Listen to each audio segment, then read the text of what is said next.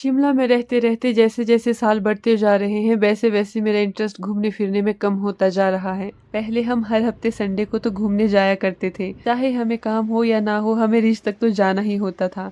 मगर अब हम तभी निकलते हैं जब हमें कोई काम पड़ता है, बिल्कुल वैसे ही जैसे हम आज भी काम के लिए ही निकले हैं। मुझे अपनी 1 साल से बंद पड़ी घड़ी का सेल बदलवाना था। मैंने सोचा क्या पता सेल बदलवा करके मेरा बुरा टाइम भी अच्छे वक्त में बदल जाए। पूरा मार्केट क्रॉस करके सबसे पहले पहुंचे हम रिज में, क्योंकि यहाँ अटेंडेंस लगाना तो जरूरी ही है। दिसंबर का आधा महीना भी लगभग निकल चुका है और बारिश की एक बूंद तक नहीं गिरी।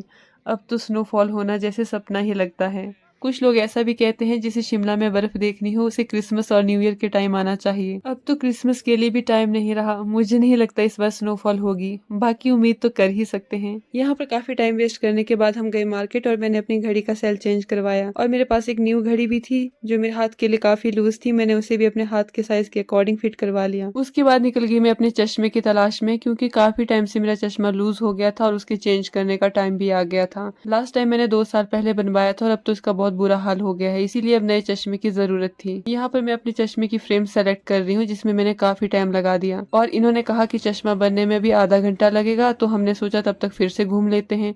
तो हम फिर से घूमने फिरने निकल गए। जब हम घूमते घूमते वापस रिज में पहुंचे तो हमने देखा यहाँ पे फ्री स्टाइल रैपिंग चली है। वैसे तो मैं ज्यादातर टाइम पुराने गाने सुनती हूँ और मुझे पुराने गाने ही पसंद है, लेकिन जब मैं यहाँ बैठी तो मुझे धीरे धीरे यहाँ भी काफी मजा आने लग पड़ा।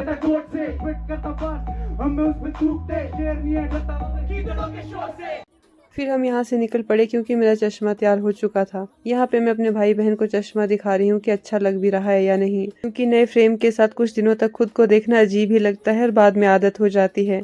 इसके साथ ही मैंने सोचा था कि मैं अपने पुराने चश्मे को भी टाइट करवा लूंगी, लेकिन नए चश्मे की एक्साइटमेंट में मैं वो भूल ही गई। उसके बाद ज्यादा टाइम बर्बाद ना करते हुए हम निकल पड़े वापस। बस स्टैंड पहुंच के हमें पता लगा कि समझने की तो बसें ही नहीं है, तो इसीलिए हमने बालूगंज की बस पकड़ी और वहां से आगे पैदल यात्रा शुरू कर दी। बालूगंज से रूम तक का सफर काफी खूबसूरत रहा, क्योंकि यहाँ पैदल चलते चलते हमें सनसेट का एक खूबसूरत सा व्यू मिला। आज के लिए इतना ही, मिलती हूँ अब आपसे अपने नेक्स्ट ब्लॉग में।